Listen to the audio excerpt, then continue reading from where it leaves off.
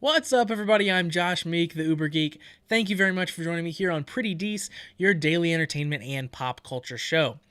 Now, many of you probably know that ARMS on the Nintendo Switch is one of my favorite games that came out this year. I absolutely love ARMS. It is pure joy to play. It is an awesome, approachable fighting game that has a super high skill ceiling and has a really cool, small but very fervent fan base behind it. The art style is amazing. Everything about the game is super fun. Well, ARMS version 5 just came out, and with it is a new character. So let's talk about this new character. The new character is named Dr. Coyle. Dr. Coyle is the head of the ARMS lab in the game lore. So she runs the Party Crash program. She created Headlock, who is the big final mega boss of the game. She also created Helix, who is he's definitely my favorite character in the game. He's this kind of amorphous, flubber-like blob guy. So she created him in her lab. And she apparently has even experimented on herself. So she's given herself these abilities.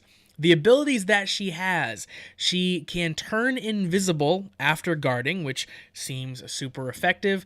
The trailer even shows her teleporting a little bit. I'm not sure if that's something you can actually for sure do or not, but she can definitely turn invisible.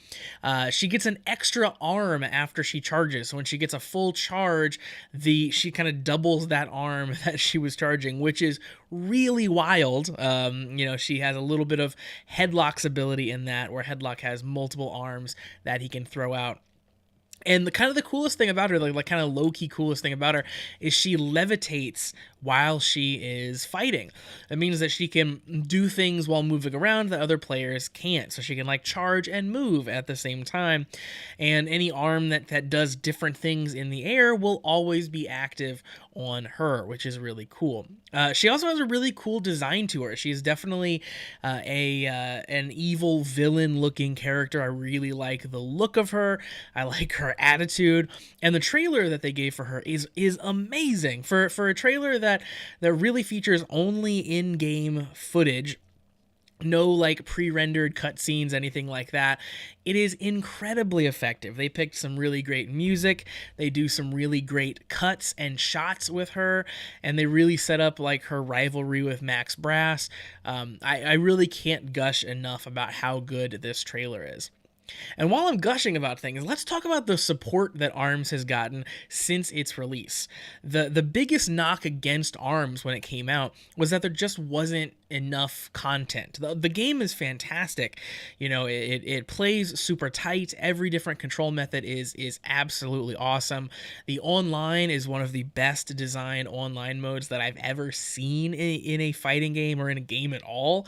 But as far as like single player content goes, things to unlock go, there wasn't really anything. There was a Grand Prix mode that was just basically an arcade mode where you played through and beat some fighters and got to do that with every fighter, and at the end you got to see a single screen for their ending. There wasn't really a ton there, but they've really added a lot to this game since it's come out, and they've done it all for free, where most games would have a season pass, would make you buy all the new characters as they come out. ARMS has just handed it out to you, which I think has gone a long way to really continue to build the community and continue to support the game.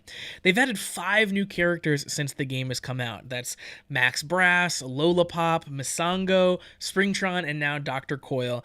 And especially in the case of like Masango, Springtron, and now Coyle, those are like very complicated, super high skill ceiling characters. Masango specifically, he's got 3 different modes.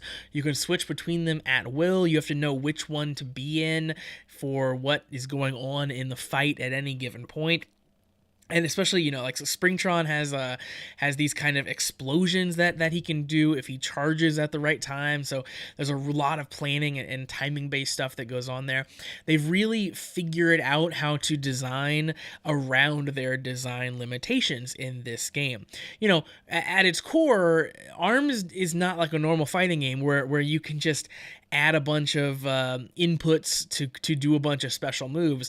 They have to design around, you know, the core buttons and the core things that an arms fighter can do. And they've done a really good job of making all these characters that, you know, in essence, kind of all control the same way, feel unique and be able to do unique things. You know, it actually means something to have a main character, the person that you are the best at, because they all have very, very unique qualities, despite the fact that for everyone, it's basically you can jump, you can dash, and you can punch with both arms.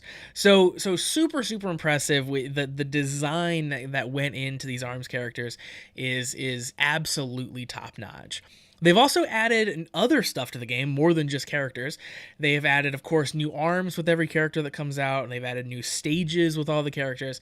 They've also added badges, and badges are super cool. They're basically like achievements, but when you unlock them, you get to display them on your character. So when you go into the online mode, everyone gets to see your badge. It shows up as kind of your little icon.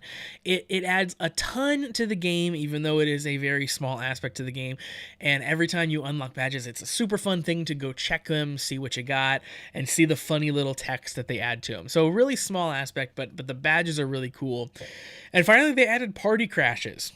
Party crashes are a little bit like what Splatoon has. Basically, it's a few days where they want you all to log into the game, pick a side, and then fight for that side. And at the end, you know, you get to see which side won. So far, they've been pitting two characters against each other.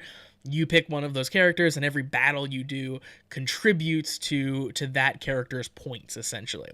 So it's kind of a neat thing. It gets everybody in the game, draws people into the online mode, and gives you a little bit extra incentive to keep playing and to play different characters, because if you play one of the two characters that are selected for the party crash, you get bonus points essentially for those characters. So again, a small thing, but a really cool thing to keep people invested in the game and keep people coming back.